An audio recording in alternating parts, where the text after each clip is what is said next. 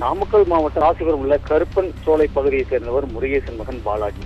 இவர் அதாவது விவசாயம் செய்த வழியில் அதாவது சேலம் மாவட்டம் ஆத்தூர் அடுத்து கெங்குவெள்ளி பகுதி தம்மம்பட்டி கனரா வங்கியில் இவரது வங்கி கணக்கு உள்ளது.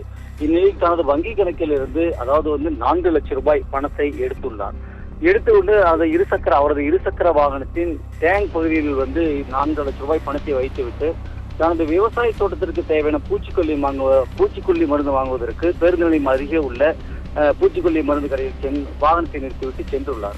அப்போது இதை நோட்டமிட்ட மர்ம நபர் ஒருவர், அதாவது இந்த இருசக்கர வாகனத்தில் வந்த 2 நபர்களில் ஒருவர் லாபகமாக அங்கு நிறுத்தி வைக்கப்பட்டிருந்த வண்டி, அதாவது பாலாஜி வண்டியில் இருந்த பணத்தை எடுத்துள்ளார்.